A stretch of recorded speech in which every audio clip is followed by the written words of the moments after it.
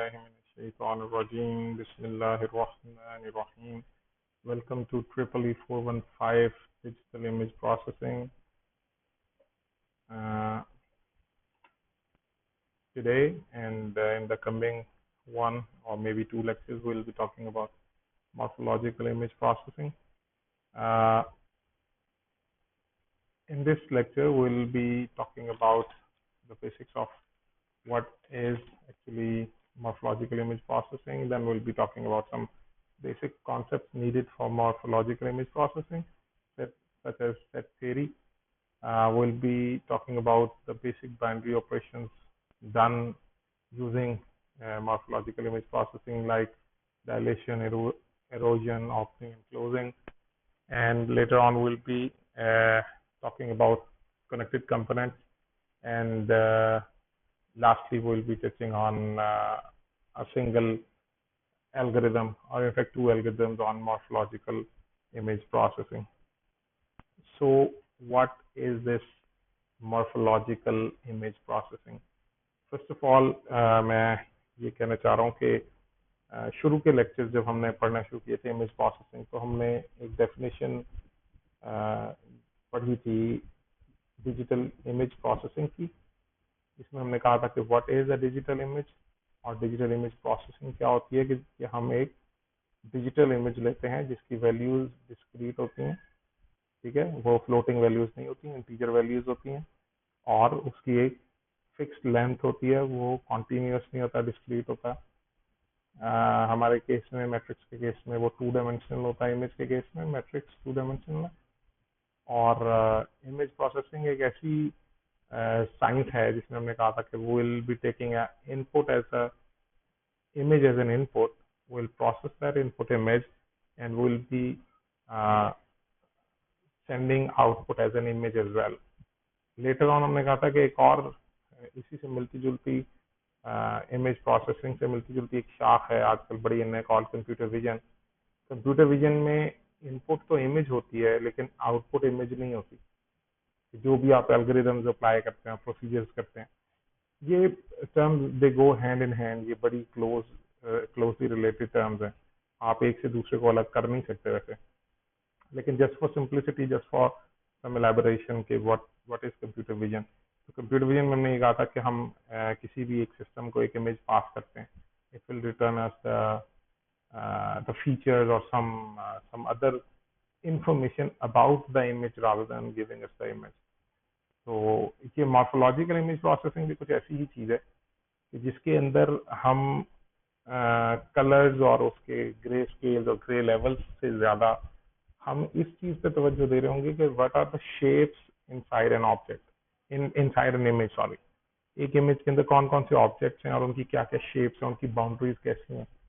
और later on फिर ये जब हम once we do that, later on we will send it to the other station that can recognize it and try to see what the objects inside an image are. So basically morpho means shape. So morphological image processing है जो कि shape, form और structure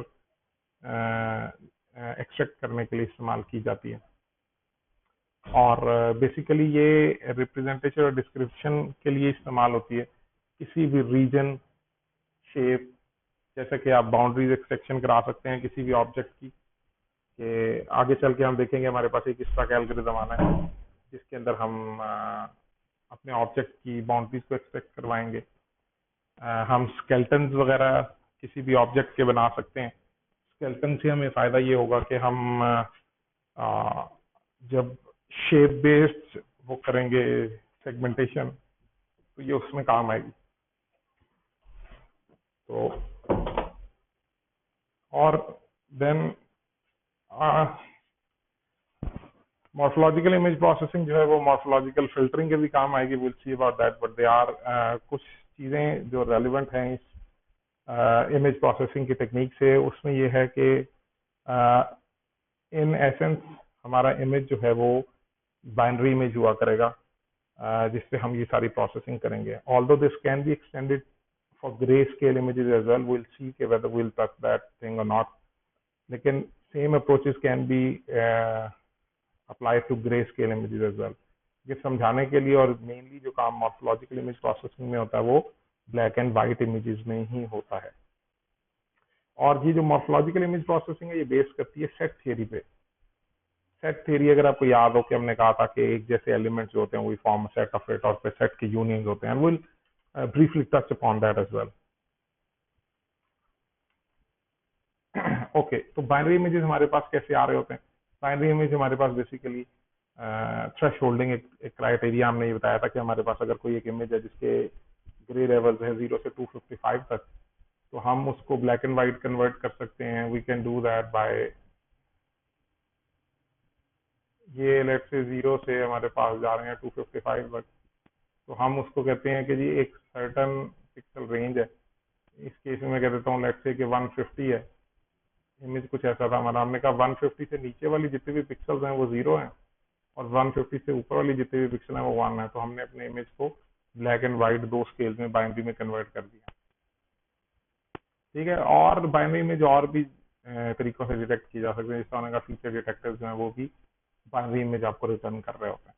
आगे चल के हम देखेंगे कि हम इनको किस तरह यूटिलाइज कर सकते हैं। ये कर क्यों रहे हैं या इससे हमें फायदा क्या होगा? तो मॉर्फोलॉजिकल इमेज प्रोसेसिंग के साथ इसको मिलाएं तो often want to count on major shape of a 2D binary image region. जिस तरह यहाँ एक रेंज हमारे पास गिवन है and we want to see के वेदर ये ऑब्जेक्ट कैसा है। अगर ये पिक्चर कैप्चर हुई होती है अभी तो हम देख के बता सकते हैं इस रेंज, लेकिन अगर हमने आर्टिफिशियली या कंप्यूटर के थ्रू ये चेक करवाना है कि व्हाट दिस ऑब्जेक्ट इज, तो we need to first of all we need to extract that object from the image itself. जो एप्लीकेशंस हैं जहाँ ये मॉर्फोलॉजिकल इमेज प्रोसेसिंग इस्तेमाल हो सकती है वो अगेन ऑब्जेक्ट डिटेक्शन है, उससे रेलिवेंट काम जो है objects on a conveyor belt. हम डिफरेंट ऑब्जेक्ट्स को डिटेक्ट कर सकते हैं और फिर लेटर ऑन उनको सॉर्ट किया जा सकता है if we want to.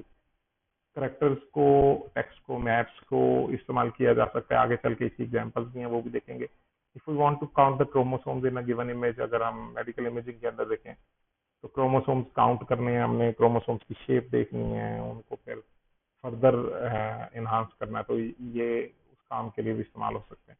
Fingerprints की एक एग्जांपल भी हमारे पास आएगी कि how can we use finger, ये फिंगरप्रिंट्स को बेहतर बनाने के लिए या उनको उनकी नॉइज को रिमूव करने के लिए, अनवांटेड ऑब्जेक्ट्स को वहां से निकालने के लिए how can we use morphological image processing for that. Circuit boards में, एरियल इमेजेस वगैरह में भी इस्तेमाल होती है। तो ब्रीफली जल्दी जल्दी से ये इसको मैं गुजारूंगा। अगर आपका कोई क्वेश्चन इससे रेलिवेंट, सेट थ्योरी से रेलिवेंट हो तो वो you can see that in our online session, synchronous session में हम देख लेंगे उसको। लेकिन what I would recommend is कि go read the book about it if you don't understand any concept. That way you will learn more rather than just getting the answer of your specific question. तो set theory के कुछ concept हैं for a 2D binary images. A is the unordered set of pairs। हमने कहा A वो image है जो कि 2 डायमेंशनल है और अनऑर्डर्ड है क्योंकि इमेज में हमारे पास ऑर्डरिंग नहीं होती पिक्सल्स की। ठीक है, ऑल्दो कोऑर्डिनेट सिस्टम हमारे पास ऑर्डर्ड होते हैं लेकिन जो उनकी वैल्यूज होती हैं वो ऑर्डर्ड नहीं होती, वो रैंडम होती हैं depending on what the image is, और उसको हम सीक्वेंस कर भी नहीं सकते। Such that the image value at X Y is equal to 1, that's the binary image की बात कर रहे हैं। बैकग्राउंड विल बी 0 और जहां जहां ऑब्जेक्ट होगा दैट विल बी 1। इसको हम लिखते कैसे हैं? इसको लिखने का एक तरीका है a is equal to xy such that ia xy is equal to 1, के जहां हमारे पास इंटेंसिटी ऑफ ए जो है वो 1 है। ठीक है, ये हमारे पास बाइनरी इमेज है। यूनियन ऑफ टू सेट्स कैसे होते हैं? ए यूनियन बी का मतलब ये है कि हम ए और बी दोनों के कंपोनेंट्स मिला के लिख देते हैं। इंटरसेक्शन से मुराद ये है कि जो दोनों में कॉमन एलिमेंट है सिर्फ वो लिखे जाएंगे। ये एक टर्म है जो इस्तेमाल होती है belongs to A. Please ignore this bar, this is not the bar, ये कॉम्प्लीमेंट की बार नहीं है, ये कॉपी करते हुए एरर है। W is an element of set A, that means W belongs to A. Complement of a set means A complement is equal to W such that W does not belong to A, that's a complement of A. Difference of two sets कैसे निकाले जाएंगे? The set of element belonging to A but not to B, that's what difference is। A minus B से मुराद ये है कि जो इसका answer आएगा उसमें हमने अज्यूम किया कि W एलिमेंट हो गए such that W will belong to A but does not belongs to and does not belongs to B। Subset के लिए ये नोटेशन होती है कि किसी एक बड़े सेट से एक छोटा सेट बनाया जाए तो दैट सबसेट, एक सिंपल डेफिनेशन बता रहा हूँ। एम्प्टी सेट के लिए नोटेशन जो है वो ये फाइ की नोटेशन होती है। ये सेट ऑपरेशन है, थोड़ा ग्राफिकल एलैबोरेशन है इनकी। हमारे पास दो सेट्स हैं ए और बी, ठीक है। ये ए सेट है जिसकी कुछ बाउंड्री है और ये बी सेट है जिसकी कुछ बाउंड्री है। तो इन पे हम डिफरेंट ऑपरेशन जो है वो परफॉर्म करके दिखाते हैं। ए यूनियन बी से हमारा ये शेडेड एरिया है A union B. A intersection B again सिर्फ ये ओवरलैप कर रहे हैं जो एरिया जिनके पास है। ए का कॉम्प्लीमेंट क्या होगा? ए का कॉम्प्लीमेंट होगा all the elements that are not the elements of A, ठीक है। ये ए कॉम्प्लीमेंट होगा। और ए माइनस बी क्या होगा? ये ग्राफिकली बताया, आप इसको अगेन क्वेश्चन उठ सकता है कि sir how can we do that in MATLAB, इसको कैसे करेंगे? तो will see that later on के ये काम किया कैसे जा सकता है। ए माइनस बी से मुराद ये है कि सिर्फ ए के एलिमेंट बी के एलिमेंट उसमें ना हो, ठीक है। तो आप ये बता सकते हैं कि ये ए माइनस बी बनता कैसे है? ए माइनस बी जो है वो यूनियन इंटरसेक्शन वगैरह की मदद से हम बना सकते हैं। ए में से बी को माइनस कर दिया, ठीक है। ये कुछ और आगे इनकी प्रॉपर्टीज हैं रिफ्लेक्शन और ट्रांसलेशन की, ये बड़ी इंपॉर्टेंट है।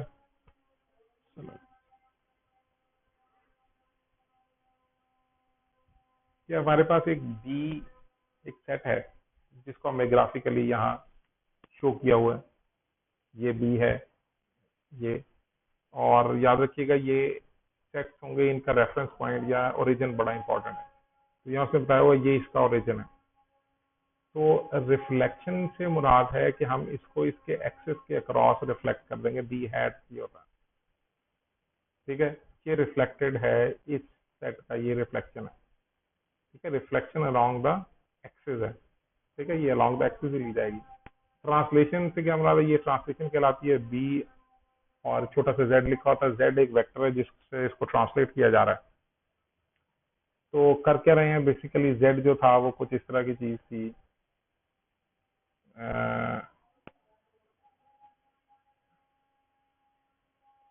ये जो है ये वेक्टर आपके पास एक जेड है, ठीक है। जब अपने बी को जेड के साथ ट्रांसलेट करना है तो बेसिकली ये इन दोनों के ओरिजिन यहाँ आ जाना है। ये जो ओरिजिन है हमारे पास बी का, ये उठ के बेसिकली यहाँ आ जाना है, ठीक है। तो ये वाली शेप कुछ ऐसी बन जानी है, ठीक है। बस ड्राइंग ऐसी बन रही है। तो अब बेसिक आइडिया समझाना कि रिफ्लेक्शन से क्या मुराद है और ट्रांसलेशन से क्या मुराद है। ये ट्रांसलेशन है और ये रिफ्लेक्शन है, ठीक है। अब एक और चीज जो मॉर्फोलॉजिकल इमेज प्रोसेसिंग में बहुत ज्यादा इस्तेमाल होगी, that is called the structural element. Structural element basically एक ऐसा एलिमेंट होता है या सब इमेज होता है जो कि बेसिकली आपके इमेज के अंदर से स्ट्रक्चर को सर्च करता है। इसकी एग्जांपल अभी आगे आ रही है, एग्जांपल देखिए करते हैं। लेकिन पहले कुछ स्ट्रक्चरल एलिमेंट्स की एग्जांपल देख लें और इसके अंदर कुछ नोटेशन है जिनको अच्छे तरीके से समझ लें। ये पहला स्ट्रक्चरल एलिमेंट है हमारे पास, ये वाला, ठीक है। इसके अंदर ये वाला जो पॉइंट डार्क ब्लैक हुआ है, that is the centre of this structural element.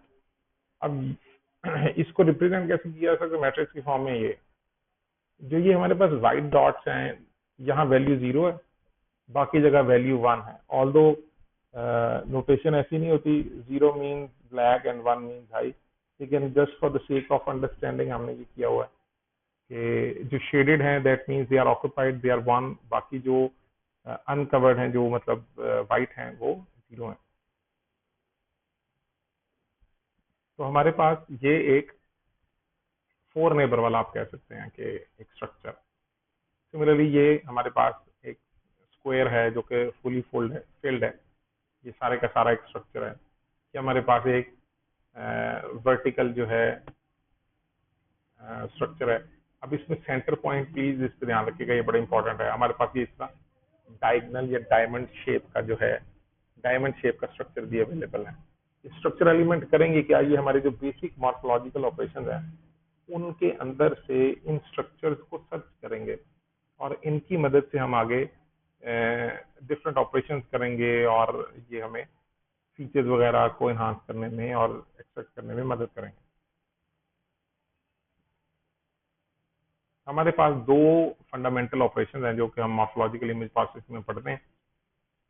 इन्हीं की मदद से बाकियों को भी हम एक्सट्रैक्ट करते निकालते हैं इनकी मदद से। Number one is the erosion, the second one is the dilation. Erosion और डायलेशन। इरोजन क्या है?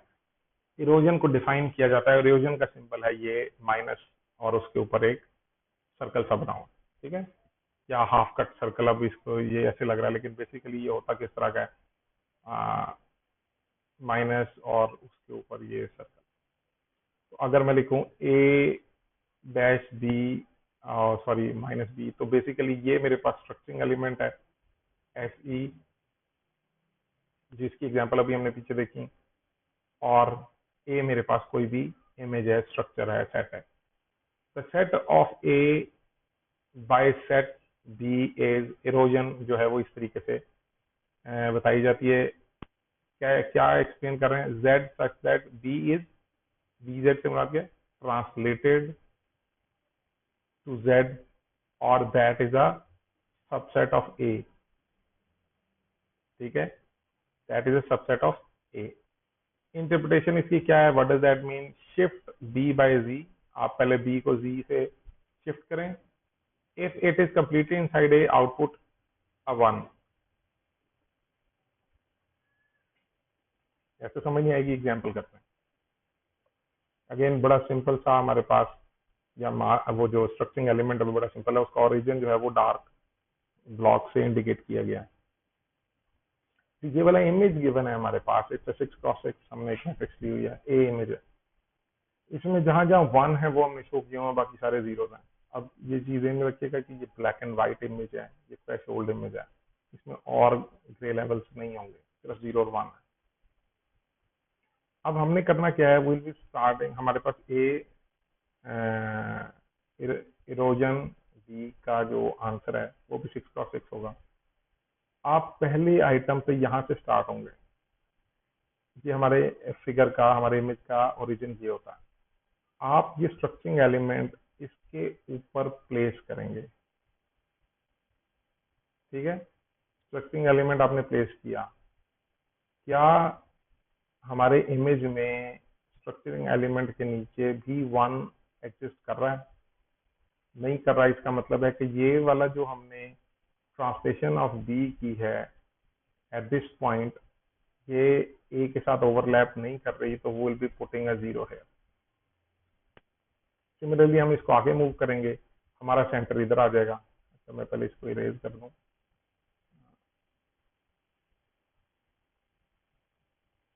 ठीक है। हमारा जो सेंटर है वो इधर आ गया इस पॉइंट पे। अब भी हमारे इमेज में वन ओवरलैप नहीं हो रहा, ये पूरा का पूरा इमेज के अंदर नहीं आ रहा, तो हम यहाँ जीरो प्लेस कर दें। सिमिलरली इस पूरी रो के लिए ये सारा हमारे पास जीरो आ जाएंगे। हम अब दूसरी रो में आए, हमने अपना स्ट्रक्चरिंग एलिमेंट प्लेस किया। स्ट्रक्चरिंग एलिमेंट हमारे पास आया इस जगह पे, ठीक है। ये इसका सेंटर है, यानी हम कौन सी बिट की वैल्यू फाइंड कर रहे हैं? इस वाली की, जहां मैंने टिक लगा दिया। अब आप देख सकते हैं कि इस पॉइंट पे ये वाला स्ट्रक्चरिंग एलिमेंट सारे का सारा इस ए मैट्रिक्स के अंदर पूरा आ रहा है। हमने कहा था ए सच दैट जहां ए की वैल्यू वन है, ठीक है, ये वन वन ओवरलैप हो रहे हैं, तो हम यहाँ वन प्लेस कर देंगे। सिमिलरली जब ये यहाँ आएगा तो ओवरलैप करेगा, यहाँ आएगा तब करेगा, यहाँ आएगा तो करेगा, यहाँ आएगा तो नहीं करेगा। तो यहाँ हमारे पास वैल्यू क्या होगी? जीरो। यहाँ हमारे पास सारे के वन आएंगे, ठीक है। सिमिलरली ये वाला जब इधर रखेंगे तो कुछ भी प्लेस नहीं होगा, यहाँ रखेंगे, इस जगह पे रखेंगे, ये सेंटर है। तो क्या ये सारे का सारा ए के अंदर आ रहा है जहां ए वन है? नहीं। ये ओवरलैप नहीं कर रहा, ये कर रहा है, हाफ ओवरलैप है, तो हम यहाँ क्या लिखेंगे, 0। ये भी 0 था। अब जब सेंटर इस साइड पे आ जाएगा तो भी ये फुली उसके अंदर फिट नहीं आता, तो ये सारे बाकी 0 ही आएंगे। अब यहाँ एक चीज याद रखनी है कि ए इरोजन बी का जो आंसर होगा वो उससे हम वापस जा नहीं सकते। हमारे पास कोई ऐसा फिनोमिना नहीं है कि हम एक इरोडेड इमेज को वापस हासिल कर लें एग्जैक्टली वही चीज।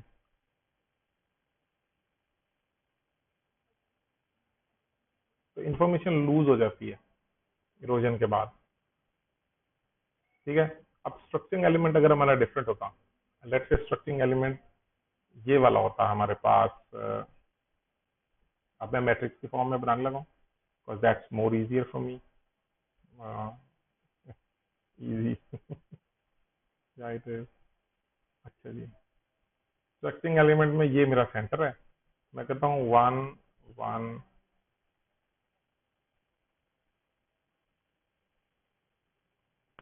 या ये मेरे पास है।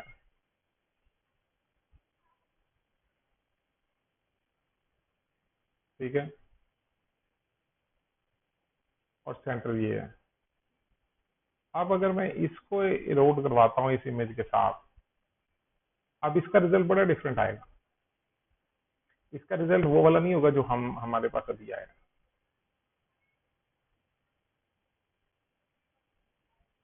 ठीक है ना, क्योंकि जब मैं इस मैट्रिक्स को यहाँ प्लेस करूंगा तो ये फुली फिट नहीं होता, या नहीं होता, यहाँ करता हूँ फिट नहीं होता, यहाँ करता हूँ तो फिट होता है, यहाँ करता हूँ तो फिट होता है, सिर्फ 2 1 आएंगे, बाकी सारे 0 में। तो आपका इरोजन का डायलेशन का रिजल्ट जो है वो स्ट्रक्चरिंग एलिमेंट पे बहुत डिपेंडेंट है। ठीक है, सिमिलरली आगे इसी से ओपनिंग क्लोजिंग में भी चलना है। तो ये स्ट्रक्चरिंग एलिमेंट पे बहुत डिपेंडेंट है कि आप कौन सा स्ट्रक्चरिंग एलिमेंट पिक कर रहे हैं अपने काम के लिए। तो इरोजन की समरी हमारे पास क्या आई, what does erosion tell us? Erosion tells us के ये जो होल्स होते हैं हमारे इमेजेस के अंदर, कि उनको और मजीद बड़ा कर देता है। जो थिन पार्ट्स होते हैं आपके ऑब्जेक्ट्स के आपस में, ये उनको ब्रेक कर देता है। ये ऑब्जेक्ट की बाउंड्री छोटी कर देता है, ऑब्जेक्ट को छोटा कर देता है। और ये कम्यूटेटिव नहीं होता कि A erosion B is equal to B erosion by A, ये ऐसा पॉसिबल नहीं है। तो ये कुछ चीजें हैं जो कि आपने अंडरस्टैंड करनी है कि what is erosion, what erosion is. ठीक है, तो ये इमेज है, let's do it our self. हम अपनी मैटलैब खोलते हैं और इसको करते हैं कि ये काम हम कैसे कर सकते हैं। तो हमारे पास ये ले मैटलैब आ गई। हमने कहा कि हम एक इमेज रीड कर लेते हैं।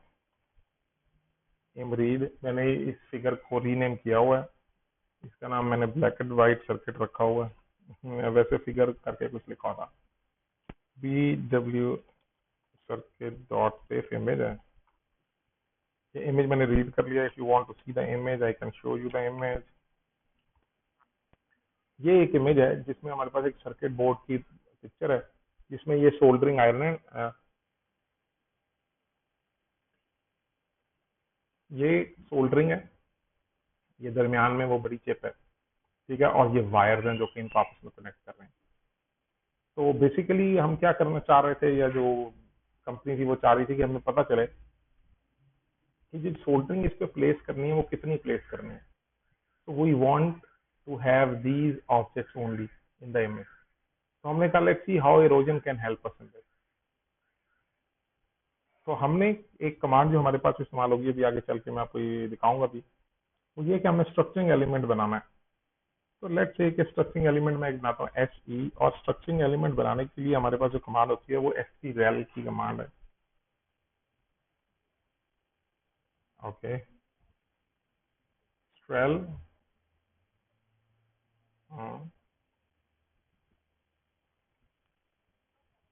अच्छा कोई हेल्प नहीं मुझे दिखा रहा, पहले एक दफा आई भी थी। तो आपने ये बताना होता है कि आप किस तरह का स्ट्रक्चरिंग एलिमेंट बनाना चाह रहे हैं। जस्ट फॉर दिस केस मैं ये बनाना चाह रहा हूँ, मैं इसको कहता हूँ मुझे एक डिस्क का स्ट्रक्चरिंग एलिमेंट चाहिए। If you want, you can help stdel and see what it says. Let's quickly see that. stdel की हेल्प क्या कहती है हमें।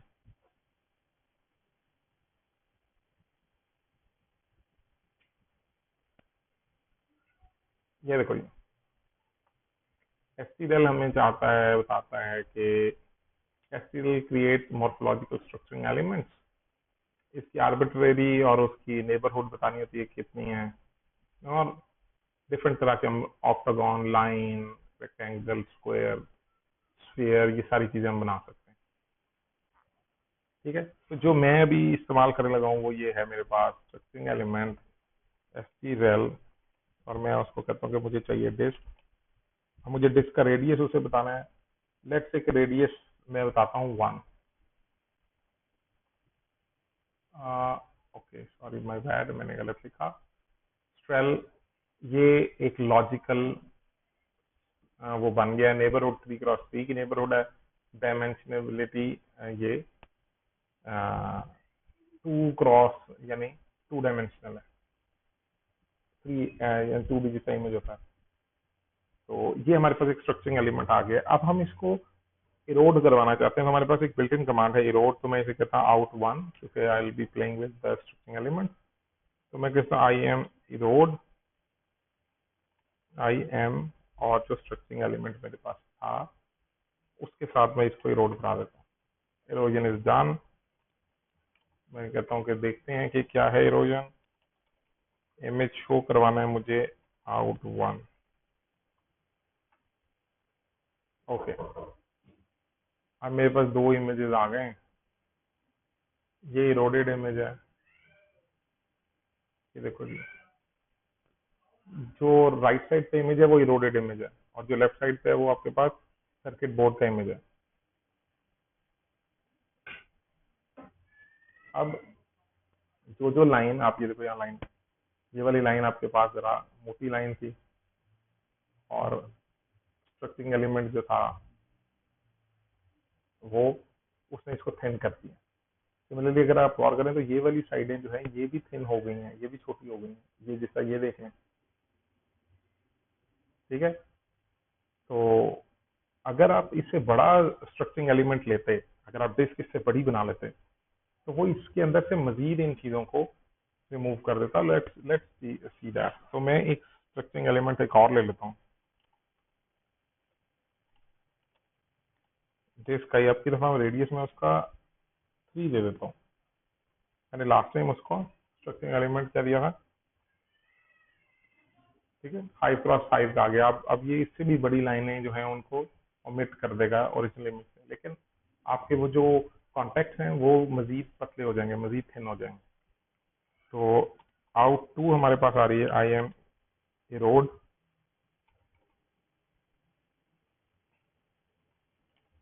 आई एम और SE1।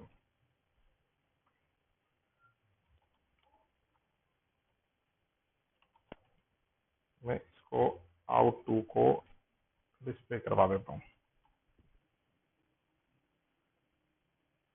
ये देखें, इसमें मजीद जो लाइनें हैं, ये हमारे पास था इमेज। अब देखो इसमें जो रेडियस इससे कम की थी लाइन, वो देखो वो लाइनें जो पतली लाइनें थी जो 5 के रेडियस से कम थी, जिसमें वो पूरा पूरा फिट नहीं आ रहा था, वो उड़ा दी। बाकी जो लाइनें बच गई वो 5 के रेडियस से बड़ी थी,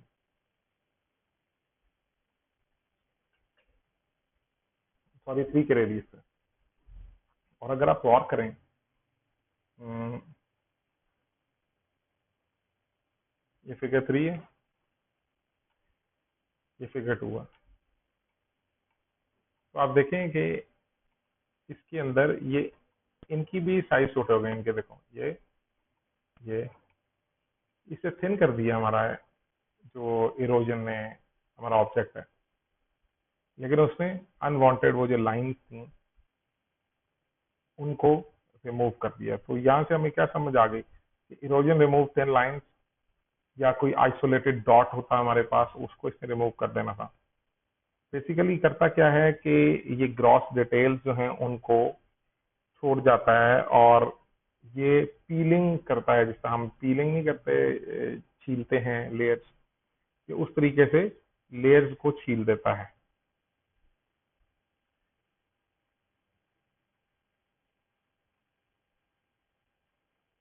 ये वाला काम है, ये देखो ये यहाँ यही समझा रहे हैं। हमारे पास ABCD 4 पिक्चर है, ABCD। Using erosion to remove image components, number A 486 cross 486 binary image of a wire bound mass B से D तक image eroded using square structuring elements of size 11 by 11, 15 by 15 and 45 by 45 respectively। ठीक है, ये structuring element, different structuring element apply किए। हमारा और इनका फर्क क्या है कि इन्होंने स्क्वायर वाला किया है, हमने डिस्क ले ली थी। ठीक है, वी वांटेड तो हम इसको स्क्वायर के साथ भी कर सकते थे। सही है, आइडिया सेम ही था। आप कोड आपके सामने लिखा हुआ तो आ गया, 3-4 लाइनें तो लिखी हुई, तो आप उसको ना क्या नाम है, स्क्वायर से करके भी देखिएगा। ठीक है,